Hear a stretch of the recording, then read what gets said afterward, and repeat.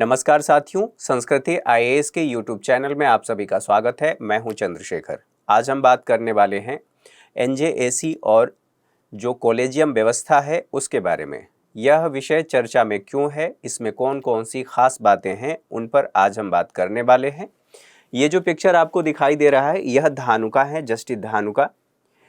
अभी ये पिछले 30 तारीख को रिटायर हुए हैं और वहाँ के यह मुख्य न्यायाधीश थे हाई कोर्ट के। इन्होंने कहा है कि जो कॉलेजियम प्रणाली है वो एनजेएसी जो वर्ष 2014 में लाया गया था, 15 में उसे संबंधित बातें हुई थी, फिर सुप्रीम कोर्ट ने उसे खारिज कर दिया था। तो इन्होंने ये कहा है कि जो एनजेएसी थी और अभी जो कॉलेजियम व्यवस्था है, एनजेएसी थी का मतलब ये है कि जो लाया गया था, एनजेएसी से बेहतर अभी तक काम कर रही है कॉलेजियम व्यवस्था और इसे बनाए रखना चाहिए। इसमें जो कमियां हैं उस पर बात की जानी चाहिए, वो बात इन्होंने कही है। तो क्या क्या बातें यहाँ पर देखें, ये पेपर का कटिंग है। Collegium system fair, transparent and ensure independence of judiciary better than NJAC, इन्होंने कहा है जस्टिस आर.डी. धानुका। ठीक है, ये तो बात समझ में आ गई। अब यहाँ पर ये बात कही जा रही है कि इन्होंने 2-3 बातें कही हैं, वो हमारे लिए महत्वपूर्ण है। सबसे पहली बात इन्होंने ये कहा है कि दोनों के मध्य, अर्थात जो न्यायपालिका है और कार्यपालिका, दोनों के मध्य टकराव की स्थिति नहीं होनी चाहिए, और अगर टकराव की स्थिति होती भी है, कुछ विवाद होते भी हैं, तो उन विवादों का बंद कमरे में समाधान कर लेना चाहिए। साथ ही साथ इन्होंने ये भी कहा है कि सिस्टम को हमें फुल प्रूफ बनाने की आवश्यकता है, और साथ ही साथ यह भी ध्यान रखने की आवश्यकता है कि सरकार का क्या कंसर्न है और जनता का क्या कंसर्न है। जब हम जनता की बात कर रहे हैं तो जनता और सरकार दोनों को आप ऐसे देख सकते हैं कि सरकार का कंसर्न भी जनता का कंसर्न हो सकता है इस संदर्भ में, क्योंकि जो सरकार है उसे बहुमत प्राप्त है किसका, तो जनता का। तो यहाँ पर बातें आप लोगों ने समझ लिया। जब हम इसकी बात कर रहे हैं तो दोनों में टकराव की बात, और संविधान के अनुच्छेद 50 में बताया गया है कि न्यायपालिका और कार्यपालिका का पृथक्करण होगा। टकराव की स्थिति यहाँ पर, हालांकि कुछ कारणों से टकराव की स्थिति बनती रहती है, ये बात आप लोग समझ गए। अब यहाँ पर बात ये आती है कि जो राष्ट्रीय न्यायिक नियुक्ति आयोग है वह क्या है। तो संविधान के 99 संशोधन अधिनियम के द्वारा इसे प्रस्तावित किया गया था। यह एक संवैधानिक निकाय थी, सबसे पहले ये समझ लेना है। इसे प्रतिस्थापित कर दिया गया, मतलब ये प्रतिस्थापित करने वाली थी कॉलेजियम प्रणाली को, अर्थात सरकार जो 99 संविधान संशोधन के द्वारा राष्ट्रीय न्यायिक नियुक्ति आयोग बनाई थी, उसके माध्यम से कॉलेजियम प्रणाली को प्रतिस्थापित किया जाना था, अर्थात कॉलेजियम प्रणाली के स्थान पर यह आयोग काम करने वाली थी। यहाँ तक तो बातें ठीक है। इसकी संरचना कुछ इस प्रकार थी कि इसमें कुल 6 सदस्य होंगे, और 6 सदस्य कौन कौन से होंगे यहाँ पर देखिए, ये बताया गया है कि सीजेआई होंगे, आप यहाँ पर भी देख लेंगे, चीफ जस्टिस ऑफ इंडिया होंगे, और उनके साथ साथ भारत के 2 अन्य वरिष्ठ न्यायाधीश। भारत के जब वरिष्ठ न्यायाधीश की बात की जा रही है तो यहाँ पर सुप्रीम कोर्ट की बात की जा रही है। साथ ही साथ ये भी कहा गया है कि इसमें केंद्रीय कानून मंत्री होंगे, और केंद्रीय, यहाँ पर देखिए, केंद्रीय कानून मंत्री, और केंद्रीय कानून मंत्री के अलावा 2 प्रतिष्ठित व्यक्तियों की बात की गई है। तो आप ऐसे देख सकते हैं कि जो सीजेआई है, चीफ जस्टिस ऑफ इंडिया +2 आप कहेंगे।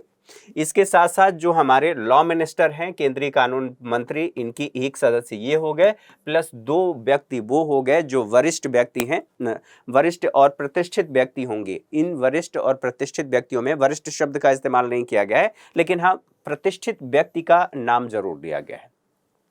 प्रतिष्ठित व्यक्ति इसमें कौन हो सकता है, या तो कोई महिला हो सकती हैं, साथ ही साथ SC ST या ओबीसी के अलावा अल्पसंख्यक भी हो सकते हैं। ये जो 2 सदस्य हैं, यहाँ से इनकी नियुक्ति की जा सकती है। अब सवाल यह है कि ये जो 2 प्रतिष्ठित व्यक्ति हैं, इनकी नियुक्ति किसके द्वारा की जाएगी। तो यहाँ पर बताया गया है कि ये जो नियुक्ति की जाएगी प्रतिष्ठित व्यक्तियों की, यह एक समिति बनेगी, और उस समिति के आधार पर इनकी नियुक्ति की जाएगी, अर्थात समिति इनकी नियुक्ति करेगी जो 3 वर्षों के लिए होंगे। यहाँ पर कौन कौन से व्यक्ति होंगे, तो यहाँ प्रधानमंत्री होंगे, और भारत के मुख्य न्यायाधीश होंगे, अर्थात सुप्रीम कोर्ट की बात की जा रही है, चीफ जस्टिस ऑफ इंडिया, और जो लोकसभा है उसमें विपक्ष का नेता होगा, जो विपक्ष अर्थात सबसे बड़ा दल होगा, उसकी बात की जा रही है। ठीक है, सवाल यहां पर यह भी उठता है कि क्या यह पुनः नियुक्ति के पात्र होंगे या पुनः ये नियुक्त हो सकते हैं? तो सब जवाब ये है कि यह पुनः नियुक्त नहीं हो सकते। सुप्रीम कोर्ट की बात करें तो सुप्रीम कोर्ट ने ये जो एनजेएसी बनाया गया था, नेशनल जुडिशियल अपॉइंटमेंट कमीशन, उसको असंवैधानिक घोषित कर दिया था। इस आधार पर असंवैधानिक घोषित किया था कि इसमें जो ये आयोग बनाया गया है, इस आयोग में राजनीतिक हस्तक्षेप बढ़ जाएगा और राजनीतिक हस्तक्षेप बढ़ने का मतलब ये है कि इससे जो न्यायपालिका है उसकी निष्पक्षता प्रभावित होगी। तो यहाँ पर इसे असंवैधानिक घोषित कर दिया गया था। ये कहा गया था न्यायिक नियुक्तियों में राजनीतिक हस्तक्षेप बढ़ेगा और सुप्रीम कोर्ट ने यह भी कहा था कि न केवल हस्तक्षेप बढ़ेगा बल्कि जो 1973 में केशवानंद भारती केस में सुप्रीम कोर्ट ने बुनियादी संरचना का सिद्धांत दिया था, वह बुनियादी संरचना का सिद्धांत यहाँ पर प्रभावित होगा। अब बुनियादी संरचना का सिद्धांत उसी में अर्थात केशवानंद भारती में सुप्रीम कोर्ट ने दिया था। सुप्रीम कोर्ट ने यह भी कहा था, इसको लेकर के बातें हुई थी कि दरअसल बेसिक स्ट्रक्चर क्या है या आधारभूत संरचना का सिद्धांत क्या है, ये बताया जाए तो सुप्रीम कोर्ट ने कहा था कि चिंता मत करो, जहां पर आवश्यकता होगी समय के अनुसार मैं बताऊंगा कि बुनियादी अवसंरचना का सिद्धांत क्या है।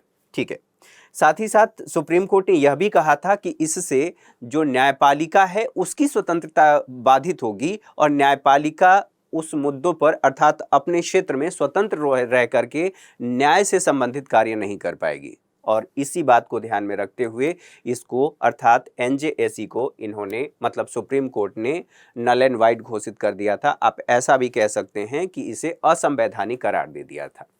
अब कॉलेजियम प्रणाली की बात कर लें तो कॉलेजियम प्रणाली दरअसल यह कोई संवैधानिक व्यवस्था नहीं है, अर्थात संविधान में इसका कोई प्रावधान नहीं है। तो आपके जहन में सवाल ये आएगा कि ये फिर कहाँ से आया?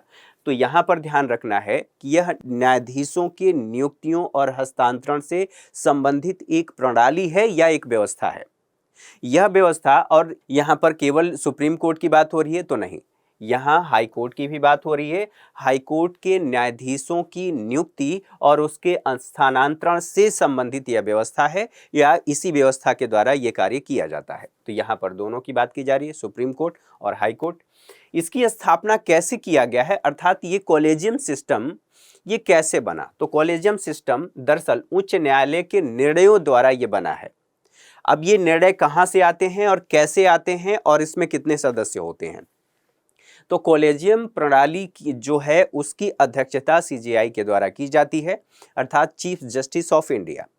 एक चीफ जस्टिस ऑफ इंडिया होंगे और 4 अन्य सुप्रीम कोर्ट के वरिष्ठ न्यायाधीशों से मिलकर के ये बनेगी और मिलकर बनने के साथ यह ये कार्य करेगी अर्थात नियुक्ति और स्थानांतरण का। तो आप ऐसे कह सकते हैं 1+4। अब 1+4 तो ये तो हमने देख लिया कि ये कॉलेजियम व्यवस्था है, लेकिन इसका विकास कैसे हुआ है?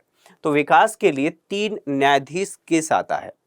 जो सबसे पहले आता है इसको हम कहते हैं प्रथम न्यायाधीश मामला, जो वर्ष 1981 में आया था और यह व्यवस्था 12 वर्षों तक न्यायाधीशों की नियुक्ति और स्थानांतरण के लिए कार्य करता रहा। तो इसमें यह कहा गया था, इस व्यवस्था को लेकर के सुप्रीम कोर्ट का निर्णय जो आया था, सुप्रीम कोर्ट ने यह कहा था कि सीजेआई द्वारा की गई अनुशंसा को राष्ट्रपति द्वारा ठोस कारणों के आधार पर अस्वीकार किया जा सकता है। अर्थात ये कॉलेजियम व्यवस्था जो अपना डिसीजन दे रही है, मतलब जो सलाह इन्होंने दिया है उस सलाह को राष्ट्रपति खारिज कर सकते हैं या अस्वीकार कर सकते हैं। तो ये था पहला मामला।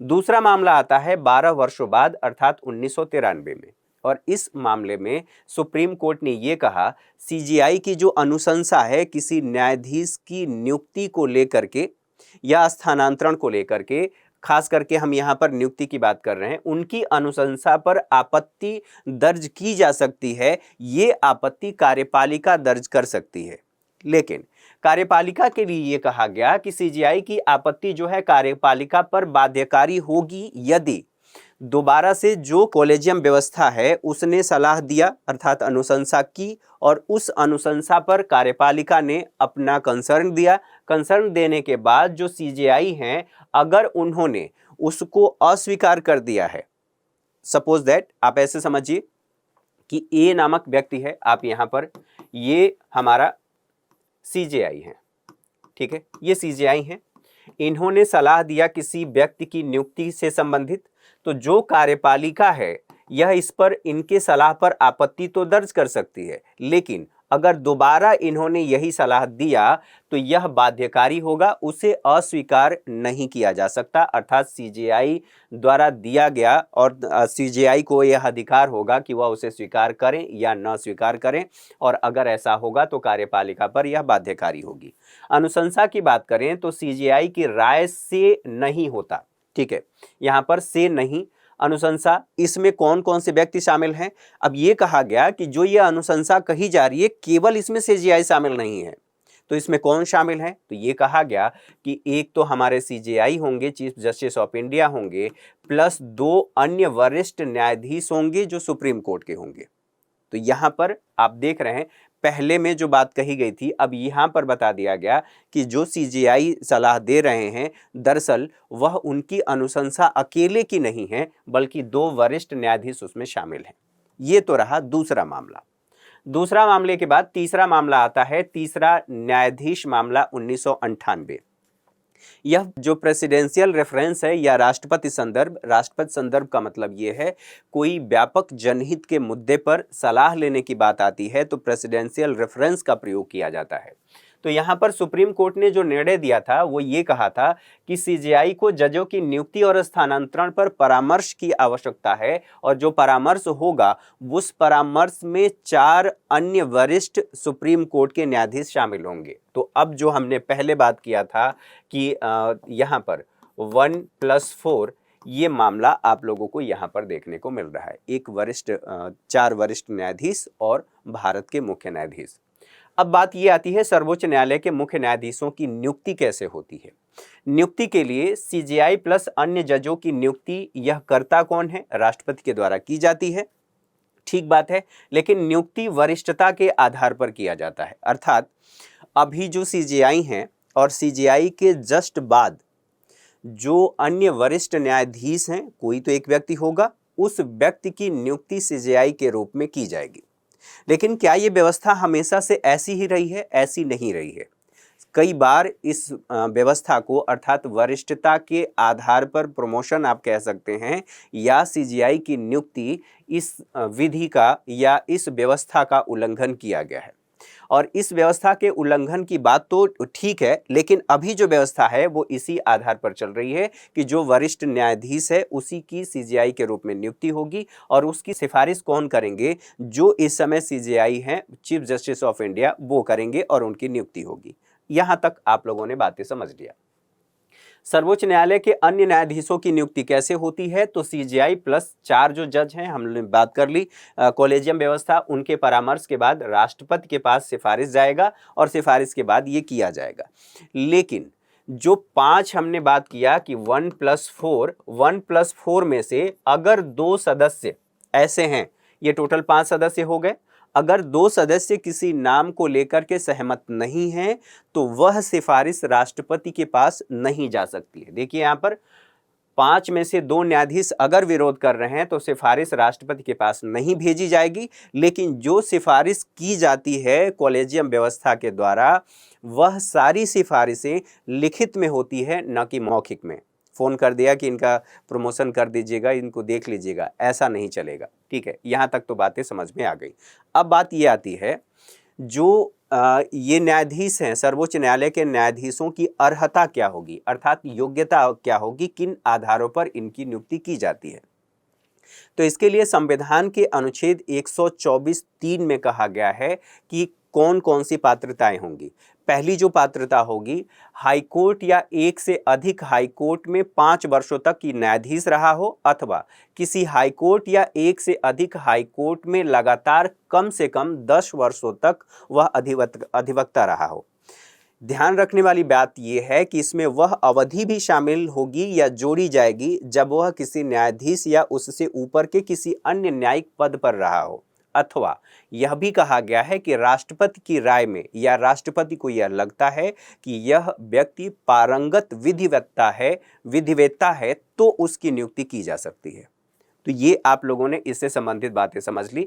अब इसके बाद ये आती है कि उच्च न्यायालय के न्यायाधीशों की नियुक्ति कैसे की जाती है, क्योंकि जब हम लोगों ने कॉलेजियम व्यवस्था की बात की थी तो शुरू में ही मैंने कहा था कि यह हाई कोर्ट और सुप्रीम कोर्ट के जो न्यायाधीश हैं उनकी नियुक्ति और स्थानांतरण की एक विधि है। तो यहाँ पर जो उच्च न्यायालय के न्यायाधीश हैं उनकी नियुक्ति कैसे की जाती है, हाई कोर्ट के मुख्य न्यायाधीश की नियुक्ति सुप्रीम कोर्ट के सीजेआई प्लस राज्यपाल के परामर्श के बाद राष्ट्रपति के द्वारा किया जाता है। अर्थात यहाँ पर सीजेआई की बात की जा रही है, चीफ जस्टिस ऑफ इंडिया, ठीक है।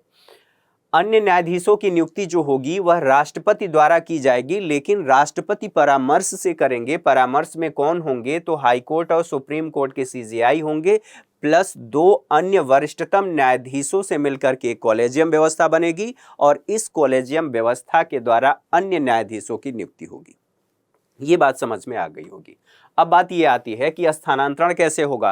तो स्थानांतरण के लिए सीजेआई के परामर्श के बाद राष्ट्रपति द्वारा किया जाएगा और ये जो परामर्श होगा सीजेआई को सुप्रीम कोर्ट के 4 अन्य जो वरिष्ठतम न्यायाधीश हैं उनसे करना होगा और जो संबंधित अर्थात यूपी की बात कर लें, उत्तर प्रदेश, राजस्थान या किसी भी स्टेट की बात कर लीजिए, वहां का जो उच्च न्यायालय है उसके जो मुख्य न्यायाधीश हैं उनसे परामर्श लिया जाएगा।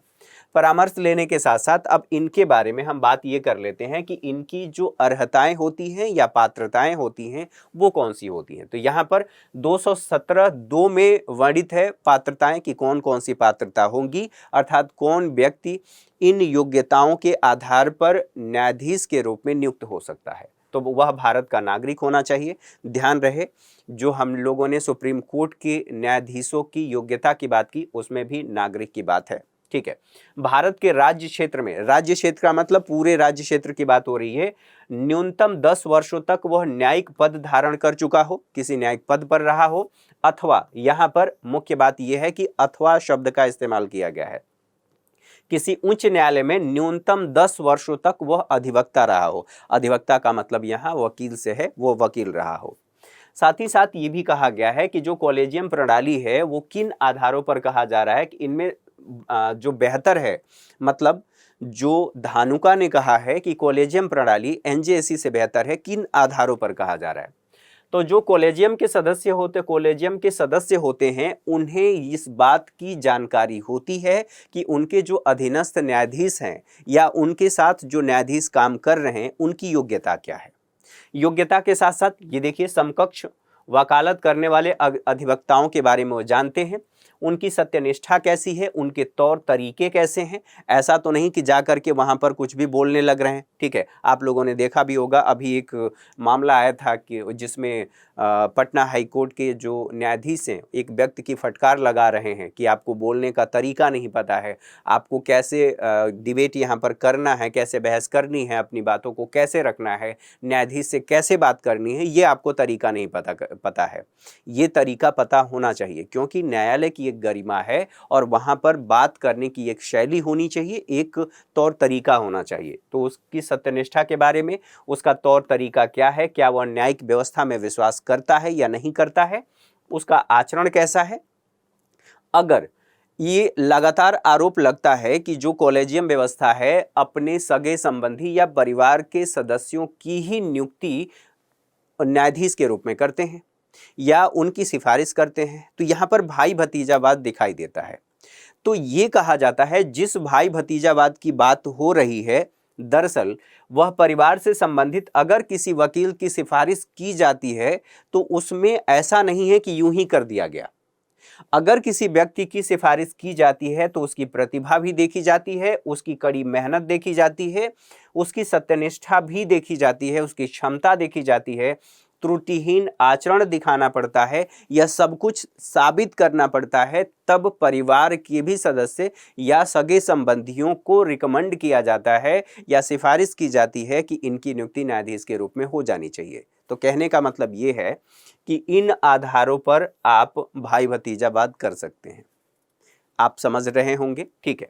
गुणों के साथ यह भी कॉलेजियम, अगर उस कॉलेजियम को विश्वास होता है कि यह व्यक्ति इस योग्य है, तभी कॉलेजियम उसके नाम को रिकमेंड करती है या आगे बढ़ाती है। यहां तक बातें क्लियर हो गई होंगी।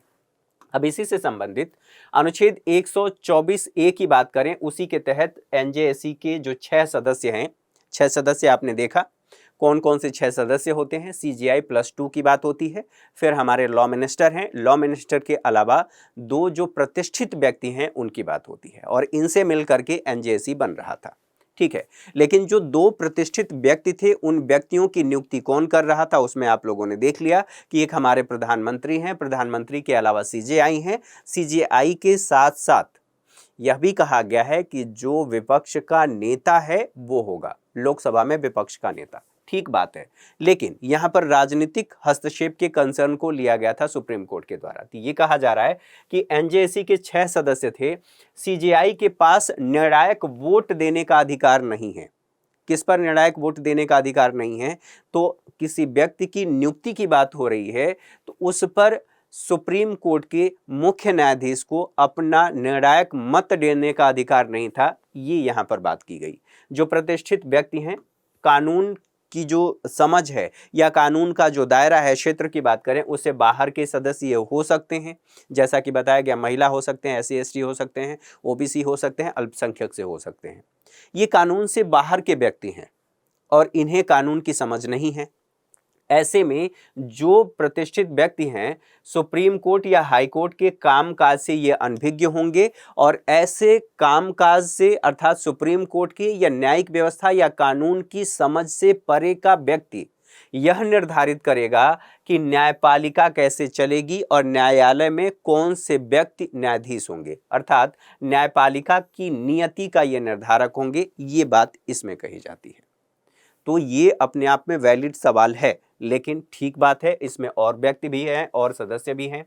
अब बात ये आती है कि जो कॉलेजियम प्रणाली है उसकी आलोचना क्यों की जाती है। तो आलोचना का आधार ये है कि नियुक्तियों में न तो इनकी अस्पष्टता है और ये बताते भी नहीं है, दूसरी बात इसमें पारदर्शिता की कमी है, यह पारदर्शी तरीके से कार्य नहीं कर रहा है। अक्सर इस बात को लेकर के सवाल किया जाता रहा है और इसी बात को लेकर के यह भी किया जाता है कि दोबारा से हम एक एनजेएसी जैसा कुछ बनाएंगे। जो हमारे लॉ मिनिस्टर हैं उन्होंने इस बात को लेकर के चर्चा की थी और इसी बात को लेकर के लगातार बहस होती रहती है, ठीक है। भाई भतीजावाद इसमें देखने को मिलता है। व्यक्तिगत पहचान के आधार पर भी नियुक्ति होती है कि अगर मेरे पहचान का कोई व्यक्ति है तो उसको रिकमेंड कर दिया जाता है जो कॉलेजियम व्यवस्था है, और फिर उस व्यक्ति की नियुक्ति हो जाती है। और ये व्यवस्था अगर पेपर की माने तो ये व्यवस्था काफ़ी समय से चली आ रही है, अर्थात भाई भतीजावाद। मैं अपने तरफ से नहीं कह रहा हूँ, ये जो बातें न्यूज़पेपर में प्रकाशित हुई हैं उसके आधार पर। यह भी देखने को मिलता है कि यह सार्वजनिक जानकारी नहीं देता, अर्थात सार्वजनिक जानकारी का अभाव होता है। नियुक्ति प्रक्रिया कब और कैसे तय होगी या फिर कैसे निर्णय लिया जाएगा, यह भी कॉलेजियम व्यवस्था नहीं बताती है। साथ ही साथ कॉलेजियम की प्रक्रिया कब पूरी होगी यह भी नहीं बताया जाता है, अर्थात ये कॉलेजियम व्यवस्था के ऊपर है। इस आधार पर कहने का मतलब यह है कि जो नियुक्तियां हैं उसमें देरी होती हैं। तो इससे संबंधित लगभग सभी बातों को हम लोगों ने समझ लिया। तो आई होप आप लोगों को ये सारी बातें समझ में आ गई होंगी, आप लोगों को ये बेहतर ढंग से आसान भाषा में समझने को मिला होगा, एक आसान समझ विकसित हुई होगी। आज के सेशन में मेरे साथ इतना ही। अगली क्लास में मुलाकात होगी, तब तक के लिए नमस्कार, ढेर सारी शुभकामनाएं।